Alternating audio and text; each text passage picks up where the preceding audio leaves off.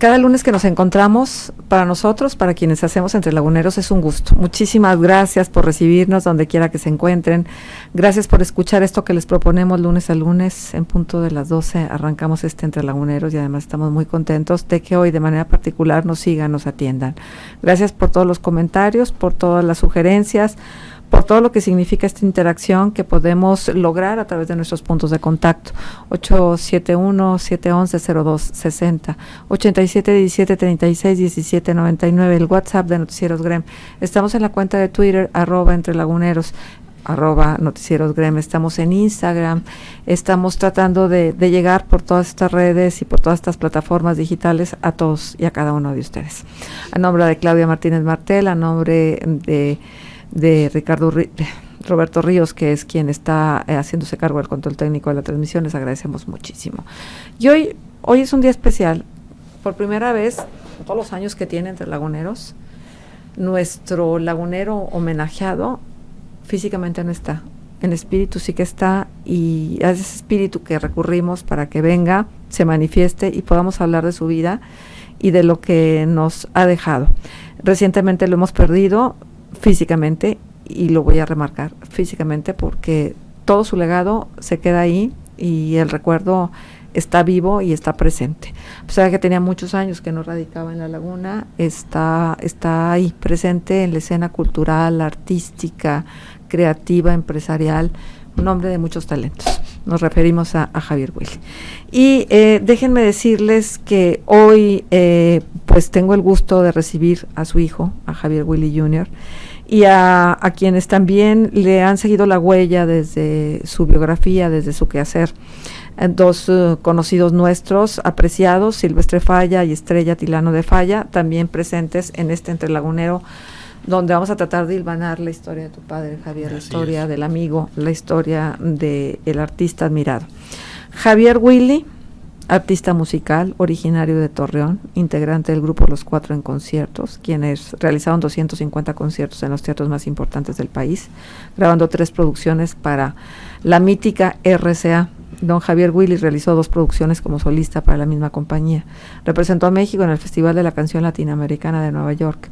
En su ciudad natal se inmiscuyó en el quehacer cultural y artístico. Fue consejero del Patronato Pro Rehabilitación del Teatro Isauro Martínez, consejero de la Universidad Autónoma de La Laguna, director de difusión cultural de la Universidad Autónoma de Coahuila, presidió el patronato administrador del Auditorio Municipal, en el cual dejó huella de 450 fechas de actividades deportivas, amateurs, profesionales, artísticas y culturales. Dirigió el Patronato Lagunero Pro Arte y Cultura, organismo de la iniciativa privada. A finales de los 80, sus hijos Javier, Daniel y Toti, de 14, 11 y 8 años respectivamente, manifestaron su interés por la música como desempeño profesional, surgiendo proyectos como Explosion y Microchips. Javier Willy y Asociados realizó 17 producciones discográficas, dirigida a diversos montajes escénicos y manejado a artistas como Pablo Montero, Marta Jiménez, hija del gran compositor José Alfredo Jiménez, y a la misma Toti.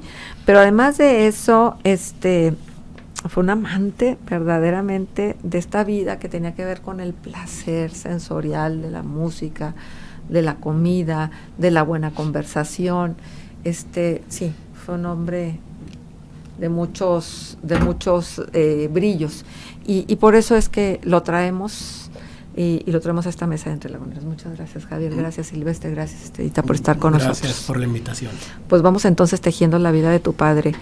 O sea, cuando escuchamos el apellido Willy, tenemos muchas inferencias y muchas asociaciones. Aquí hay negocios importantes que los Willy le han dado vida.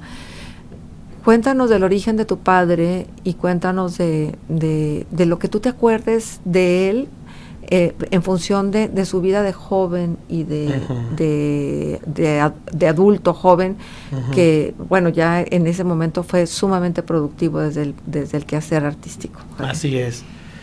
Pues yo me acuerdo, o sea, de que él me contaba, ¿no? Estuvo desde que él era chiquito, o sea, como tú sabes, su familia tenía los productos Willy, la primera panadería aquí en Torreón. Infaltables. Y que llegó a crecer a un nivel, una visión de mi abuelo increíble, ¿no? Y desde chiquito, su madre, mi abuela, se daba cuenta que mi padre se inclinaba mucho hacia la música, ¿no? en todas las reuniones. Él era el que amenizaba las reuniones, siempre andaba ahí con su guitarra, con su acordeón. Y como lo mencionabas ahorita, llegó un momento ya que él se quiso enfocar profesionalmente a esto, y fue cuando se fue a Monterrey y formaron el grupo Los Cuatro en el TEC de Monterrey. Posteriormente surgieron, ¿Estudiando tu papá ya? Estudiando en Monterrey, y tenían el grupo Administración de Empresas. Ajá. Así es.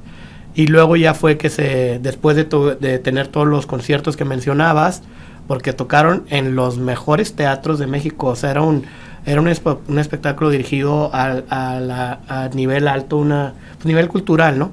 Y posteriormente ya fue que se fue a vivir a México, tuvo la oportunidad de conocer a grandes personalidades y productores como el maestro Eduardo Magallanes, que pues hablé con él hace una semana para darle la noticia, y el maestro siempre lo quiso y lo apreció mucho. Un gran director de orquesta, pero además arreglista. Un talentazo, productor de Abrázame Muy Fuerte, de Juan Gabriel, de Rocío Dúrcal. Sí. Los grandes éxitos de música vernácula son producidos y arreglados por el maestro. Y yo siempre le he tenido, y mi padre siempre le hemos tenido mucho respeto y mucha admiración, nos lo seguimos queriendo. Y fue ya después que empezó a grabar con RCA, y luego discos de solista, y como lo mencionabas, regresó acá a mediados de los 70, finales, y ya fue que fundamos el grupo Microchips. Obviamente él nos estuvo apoyando desde el principio. Posteriormente, en la separación del grupo, hicimos otro grupo que se llamó Rock Kids, y precisamente el maestro Eduardo Magallanes fue el que nos firmó en Polygram Records. Que era con el boom de los niños artistas, exacto, ¿no? Algo, un sueño hecho realidad, o sea, de la noche a la mañana, un éxito impresionante en muy poco tiempo, ¿no? Y mi padre siempre al frente de ello y de nosotros, apoyando la música, como tú siempre lo has dicho. Sabes que ahorita te estoy viendo y estoy viendo a tu papá, y yo lo conocí en la época en que tenía el cabello largo. Sí. y además, digo, para quienes vivíamos en Torreón Jardín, tu papá tuvo un negocio que fue emblemático, las famosas Pizza Piazza, en una esquina, en un triangulito que justo a la fuente hoy renovada, hermosísima, y que ya jamás volvió a ver nada ahí. Entonces, yo recuerdo la cabaña de madera, era un boom, era un éxito, porque además no había nada para los chavos, entonces las pizzas eran para chavos. Por eso yo creo que se dio el éxito, porque pues era algo muy vanguardista, que se enfocaba a la juventud, ¿no? La música que se ponía en las pizzas, siempre música actual.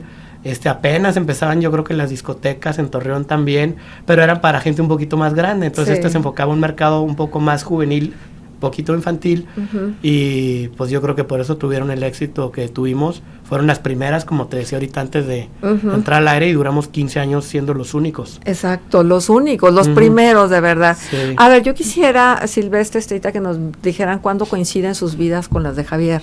Sí, ¿te recuerdas, Silvestre? ¿Tú, Estrellita? Pues sí, fue cuando Silvestre y yo éramos novios. Javier le habla a Silvestre para decirle, ¿sabes qué? Estoy ensayando a mis hijos. Quiero llevarlos, van a ir a México, va a haber un lanzamiento a nivel pues nacional, y quiero que tú me acompañes para que cubras la nota.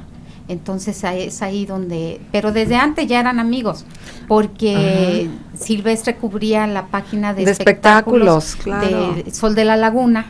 Entonces, y como Javier estuvo siempre ligado al ambiente cultural, musical, entonces él cubría toda el área cultural y de espectáculos. Pero cuando surgen sus hijos como pues esos grandes, los pequeños gigantes, pues fue cuando ya él fue a cubrir esa parte. Bueno, yo tengo un recuerdo muy bello, admirable, de esos momentos que se quedan para siempre, cuando los niños cantores de Viena, allí en el negocio de pizzas que tenía Javier frente a la Plaza de Armas. O sea, hubo momentos en los cuales se ponía el talento y el dinero para apoyar las causas que a veces se veían muy lejanas. Por ejemplo, en el caso de los niños cantores de Viena, era un presupuesto muy pesado, y Javier le ponía de su dinero. Yo recuerdo que poder convivir con los niños cantores de Viena, yo los había conocido por películas, y de repente sentir la cercanía de esos niños. Yo conocí a Javier en un momento de su vida en el cual él tenía la estrella y el sol de frente, y pude compartir con él también momentos de ocaso y de renovados bríos como los que tuvo en los últimos años de su vida.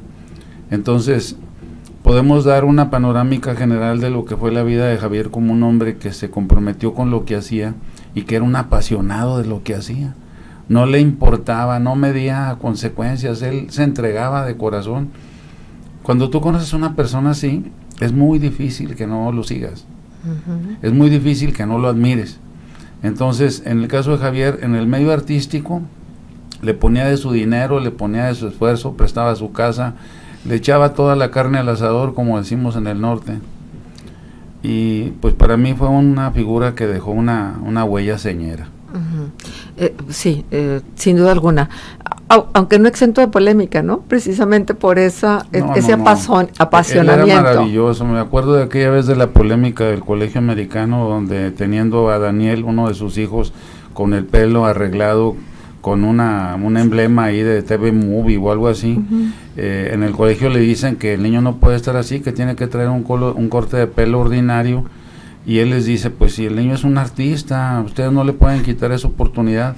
Y se pone a protestar afuera del Colegio Americano con un cartelón ahí, o sea, fue él con unos mimos. Sí, o sea, ahí sí, con protesta mimos, pacífica. Una protesta pacífica. Qué maravilla, ¿no? O sea, es que esa es la parte realmente admirable de un ser humano, que si tienes todo en contra, aún así lo usas para mover la embarcación. No, y además él vaticinó, un día en este colegio va a haber una placa donde presuman a mis hijos y digan, aquí estudiaron Daniel, Toti y Javier. Y efectivamente después se cumplió cuando estos grandes niños llegan hasta donde han llegado. Imagínate, Daniel, ser baterista en las giras de Polanca. Ese niño que un día le impiden en el colegio americano, que es imposible que entre a clases con su pelo con ese crespo, que con su cabello de esa forma, y de pronto decir, Dios mío, este hombre con esa gran visión sabía lo que, o sea, no porque era su padre, sino porque él veía más allá, veía el talento que realmente tenía y tiene el muchacho. No, ¿y a ahora? cuántas causas apoyó muchísima gente? ¿A cuántas personas les tendió la mano? O sea, realmente cuando hablamos entre laguneros, destacados laguneros, ejemplos a seguir, no podemos negar la bonomía de este hombre que puso de sus recursos, puso de sus relaciones. Ahorita hablábamos de Tania Libertad.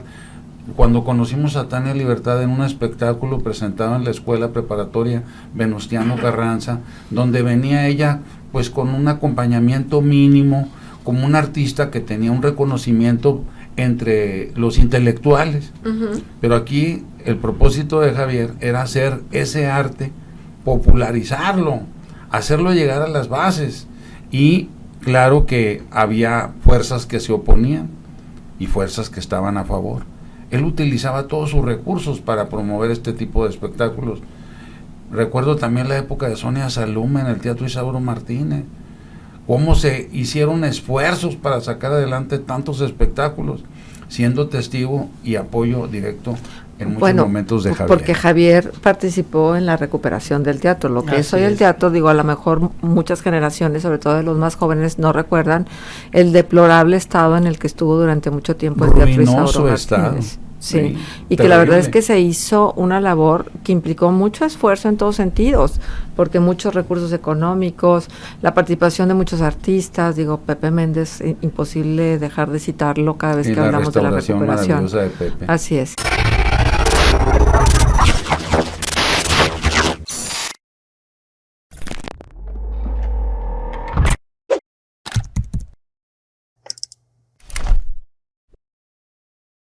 Javier Willy Hermosillo fue un hombre lleno de pasiones. Le gustaba la música, disfrutaba las bellas artes, cultivaba la amistad, era un enamorado del amor y era un hombre que había sabido sobreponerse a la fórmula difícil del vivir, porque tuvo momentos de triunfo y tuvo momentos de estruendosos fracasos. La vida es eso. Claro. La vida es sumar, restar, multiplicar y dividir. El asunto es con qué te vas quedando día con día. Y lo que él hacía con sus momentos buenos y sus momentos malos era aprender de todos y cada uno de ellos. Yo fui testigo en una ocasión cuando él me dijo: no estoy de acuerdo con lo que querían hacer allá en Televisa. Ellos querían que mis hijos se fueran a México a vivir, y desde un principio les dije que yo no autorizaba que ellos se quedaran a vivir en la Ciudad de México. No me parece un clima apropiado para ellos. Ellos tienen que cuidar sus estudios, y ese fue el motivo principal por el cual terminaron ese vínculo profesional con Televisa. Sin embargo, lo que él y su esposa Rosina habían sembrado en sus hijos, el buen gusto por la música y cultivar las capacidades musicales, le hizo tomar la decisión, considero yo que una de las decisiones más difíciles de su existencia, de arriesgar todo su patrimonio en aras de decirles a sus hijos que tenía fe en el proyecto musical que ellos representaban. Y claro, el mundo del espectáculo, yo lo decía cuando trabajaba en ese medio, es un molino de carne en donde todos tarde o temprano van a salir hechos pedazos por adelante. El proyecto era verdaderamente un proyecto titánico, y finalmente pues lo avasalla el medio. Sin embargo, todo aquello que sembró en sus hijos, él como músico, y todo aquello que él con su ejemplo les dio, les permitió a todos y cada uno de sus hijos continuar en el mundo de la música. El día de hoy me siento orgulloso de haber sido su amigo, de haberlo conocido, de haber compartido muchos momentos en donde se puso a prueba y salió adelante. Cuando ya se fue a España y pues logró algo que pocas personas pueden hacer en la vida, se reinventó. Logró hacer ese salto cuántico existencial en donde de estar en una situación de sufrimiento, de dolor, de pérdida, de muchas cosas que pudo haber tenido, pues logró cultivarse, darse y tener un proyecto personal. ¿Era un hombre optimista? Mira, el optimismo es una actitud ante los hechos de la vida. Yo creo que él era un hombre resiliente, que supo darle un rostro amable a la situación que en algunos momentos de su vida fue muy difícil. Pero, ¿estás hablando de cuestiones económicas o cuestiones más trascendentes como del ser? Mira, cuando tienes un revés económico, muchos de los que estaban contigo se van. Y puedes experimentar la soledad, o te puedes sentir nada más solo. Yo creo que Javier experimentó esos dos sentimientos, el de la soledad y el de estar solo. Sin embargo, ¿a qué apelas cuando estás en esos momentos? Apelas al ser, a quien eres en tu interior. Y tienes referentes maravillosos, estamos arriba de hombros de gigantes. Tú hiciste alusión a los familiares de Javier, a esos que hicieron una empresa, que le dieron nombre en la región lagunera, a esos que enfrentaron todas las situaciones difíciles que se dan para configurar un negocio. Él constituyó una empresa que fue emblemática, después le apostó a un proyecto familiar y musical, ¿no? Se sobrepuso a todo. Es que era emprendedor, ¿no? Tenía un espíritu emprendedor desde donde quiera que lo veas. Así como lo dices, emprende, prende. Sí, maravilloso. Pues con todos los riesgos que significa ser emprendedor, porque digo, no tienes la última palabra, las circunstancias muchas de las veces son las que te ganan. Ellos tienen un ejemplo, los hijos de Javier tienen un ejemplo que les va a servir para cuando tengan dudas. Me acuerdo que alguien dijo, bueno, antes de irnos a la pausa comercial, es que Javier es muy creído. Sí, era muy creído porque creía en él. Exacto. ¿No? Creía en él y realmente tenía confianza en las decisiones que tomaba y tenía una seguridad, una autoestima muy bien puesta y una seguridad en... yo creo que lo que te orienta finalmente en la vida es la certeza de que no tienes la última palabra, que la vida va acomodándote, y esto que tú mencionabas, Silvestre, que me parece fundamental, que es esta capacidad de resiliencia, de reconstruirte en medio de, a veces del dolor y a veces de las pérdidas.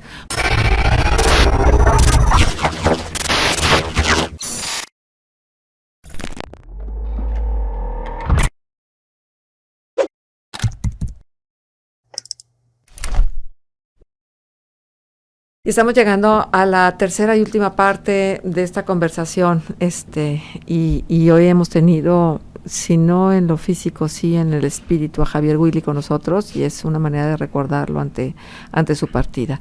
Y justo platicábamos ahora en el inter de la pausa, y Estelita, tú tienes una anécdota que quieres compartir. Sí, es la gran cercanía, ese lazo amistoso que él conservó con un ser humano también extraordinario, como lo fue el maestro Alejandro Vilalta, quien fue además maestro de Javier, yo creo que de los únicos alumnos que él aceptó, fue alumno fue darle clases a Javier aquí presente, a Javier Junior, y que además... ¿El maestro Vilalta? Fui su único maestro, su único alumno. Privilegiado. Sí. Y pero, no nomás eso, privilegiadísimo. Me regaló su piano de Steinway. No me digas eso. El maestro Vilalta, impresionante. Pero dile dónde a dónde tu papá regaló ese piano. No sé si todavía esté, pero estaba en el Colegio Cervantes. Pues seguro que debe de estar, seguro, porque además con el amor que le tienen los Méndez a la música, claro. Seguro que debe de estar. Así es. Antonio Méndez sabe lo que significa ese piano. Sí, maravilloso. Sí. Bueno, es que hay que hay que recordar al público, sobre todo al público más joven, que estamos hablando de una comarca lagunera donde todo el mundo decíamos, es que aquí no hay nada que hacer. Y entonces el maestro Vilalta de pronto dice, ¿cómo que no hay nada que hacer? Y entonces empieza a promover una serie de conciertos de música clásica que se vuelven emblemáticos, y yo creo que también ahí podríamos encontrar la semilla de lo que más tarde sería pues ya un proyecto de la envergadura de nuestra camerata. Así es. Y ¿sabes qué? Cuando él llega al patronato del Auditorio Municipal, un lugar que nadie creía en él, en ese espacio, que porque la acústica, que porque... No, pero es real.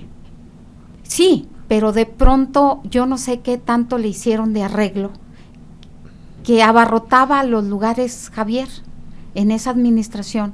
Pues ahí está el 400 y tantos eventos que él programa, deportivos también, culturales, musicales. Le pusieron como eslogan vivo y en vivo. Y precisamente en ese tiempo, lo que mencionabas anteriormente, de que empezó a haber una euforia de grupos, se presentó Menudo en su mejor momento, estuvo ahí en el auditorio, estuvo Emanuel, estuvieron los Globetrotters de Harlem, o sea, espectáculos de super primer nivel. Sí. Que era cuando venía Ricky Martin, que empezaba, y Ángelo, al que le compuso Totti la canción de Ángelo.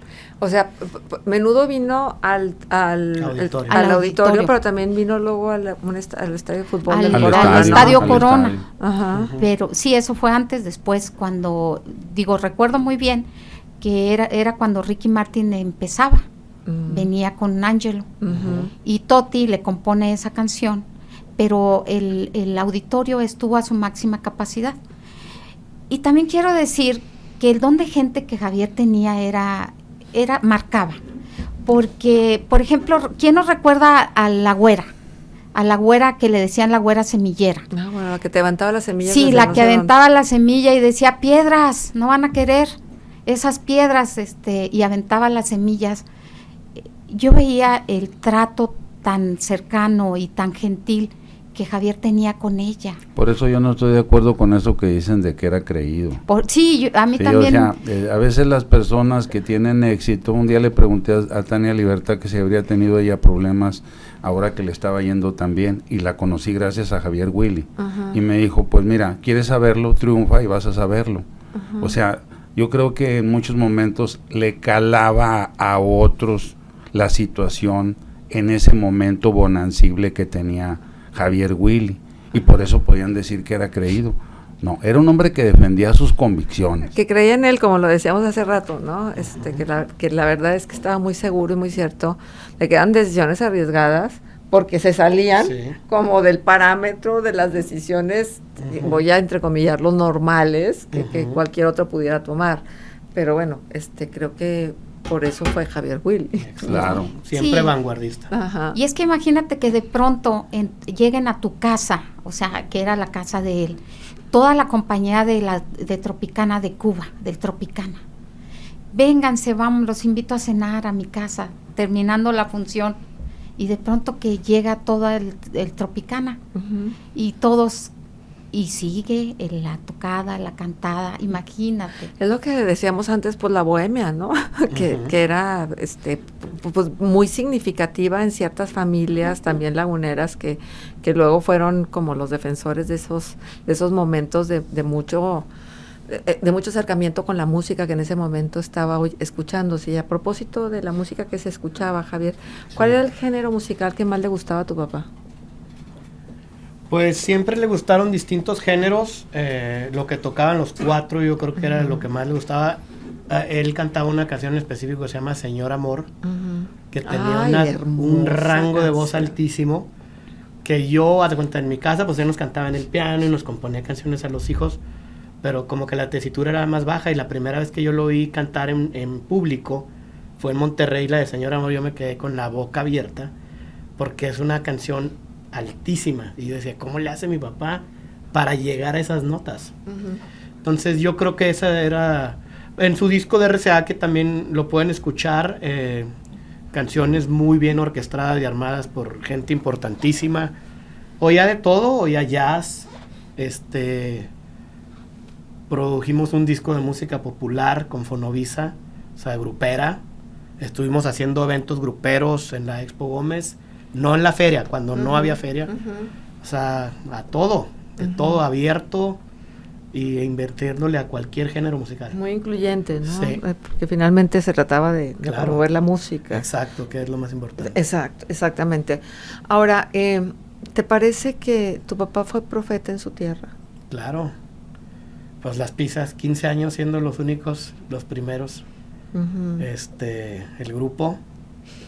Cuéntanos de cuando se va a Madrid, ¿en qué momento decide quemar naves? Antes de irse a Madrid, él estaba viviendo aquí en Torreón, y ya era cuando las pizzas ya no eran lo mismo que fueron los primeros 15 años, ¿no?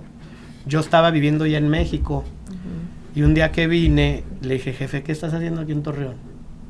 ¿Qué estás haciendo aquí en Torreón? Le dije, vente a México. No, que mis pizzas, que quién se le dijo, jefe, vente a vivir a México.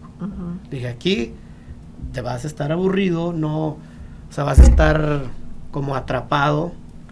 Dije, necesitas vivir otras experiencias. Y hasta que lo convencí, y llega a México, y yo me voy a Los Ángeles esa semana. Me dice, oye, cabrón, ¿cómo? ¿Cómo que me haces cambiarme de ciudad y te vas?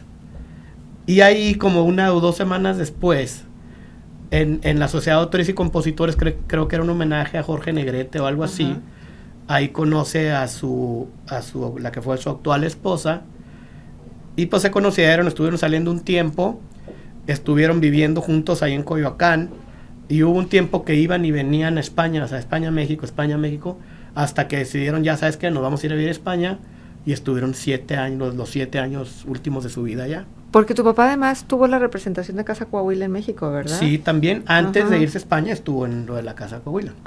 Y entonces ahí organizó una cantidad importantísima de eventos culturales y demás. Sí. Todos esos nos los perdimos. No, pero una cosa sí es cierto. Sí. Javier Willy Hermosillo era taquillero. Lugar donde iba, de verdad, digo, sí, antes se medía en la taquilla los eventos. Y él, de verdad, donde quiera que iba, los eventos que organizaba, los llenaba. Y eso es como se medía el éxito de los eventos, por la taquilla. Y pues lo demostró siempre a donde fue, la taquilla. O sea, el señor llenaba los lugares. ¿Y cómo no los iba a llenar, Marcela? Si él era un sol, iluminaba los lugares a donde llegaba, y además se distinguió por ser ese canto a la vida. Así literal.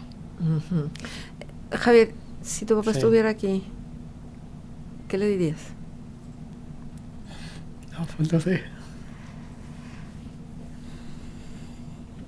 Sí, es que es muy reciente la pérdida y la verdad de las cosas que fueron, independientemente de la relación padres e hijos, fue toda esta confianza, todo este amor entregado a lo largo de los años a lo que ustedes decidieron, y eso es algo que significó mucha generosidad, porque los papás luego queremos guiar la vida de los hijos a como nosotros queremos, y sin respetar las decisiones de ustedes. Sí, pues eso exactamente es algo que tenemos mi padre y yo. O sea, aunque nos queríamos y nos amábamos, ya hay un poco mayor, siempre hubo ese momento, ¿no? Que los dos líderes, imposible llevarse bien. Entonces había roces dos machos constantes, alfa, ¿no? Y era difícil, o sea, no de que nos faltáramos al respeto ni nada, pero sí era difícil. O sea, teníamos el mismo objetivo. Claro. Pero él pensaba que era por aquí y yo pensaba que era por acá. Entonces llegó un momento que dijimos, ¿sabes qué? No podemos estar juntos en el trabajo. Uh-huh. Pero pues en familia siempre estuvimos, ¿no? Oye, pero eso implica mucha madurez y mucha aceptación uh-huh. de los roles que cada quien tenía que jugar en la vida. Y dándole prioridad, por supuesto, a los sentimientos que tenía que ver como hijo, padre, hijo. Me viene una idea. Sí. Adelante. En el amor trascendente. Uh-huh. Tú le dices a tu papá, ¿qué estás haciendo en Torreón, papá? Uh-huh. Y te hizo caso. Exacto. Fíjate qué bonito. Sí. Te hizo caso. Sí. Y después le hizo caso a su corazón uh-huh. cuando decidió quedarse en España. Sí. Y no se equivocó. Uh-huh. Encontró su lugar en el mundo. Finalmente uh-huh. encontró el lugar y terminó su ciclo vital. Uh-huh. Y nosotros seguimos aquí. Y podemos aprender de él. Exacto, y lo más importante es, o sea, todo el tiempo que estuvo aquí en Torreón, que fue la mayor parte de su vida, lo más importante para él fuimos nosotros. Y al estar en España, sus últimos 7 años... Ajá. Pues sí. Lo más importante fue él. Bueno, le tocaba. Qué maravilla, ¿no? Le Mira, tocaba. La vida eso es un concierto. Tiene sus momentos intensos y sus momentos plácidos. Así y no todo el mundo puede llegar a la muerte con todo ese goce y disfrute de la existencia. Vida nada te debo, vida estamos en paz. Muchísimas gracias por haber estado con nosotros. Gracias, Javier, por tus emociones, por traernos a tu padre. Sí. Y gracias, Silvestre, gracias, Estrellita, por recordarnos a Javier Willy. Y bueno, si nos dejas este link, por favor. Sí, es un link donde todos pueden encontrar su música y sus videos.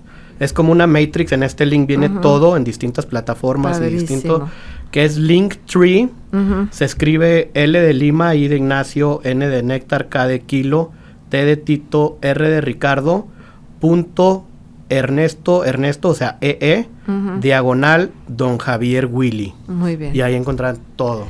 Lo vamos a linkear también a esta transmisión para que uh-huh. la gente lo pueda ver con mucha claridad. Sí. Muchas gracias. Gracias por estar, de veras agradecidísimos. Sí. Y Javier, gracias por todo. Javier Willy, donde quiera que estés, tu espíritu indomable seguramente por ahí está presente, así es que gracias, Javier, por todo. Y gracias a ustedes por habernos atendido. Ojalá y que el próximo lunes nos volvamos a encontrar. Hasta entonces. Gracias.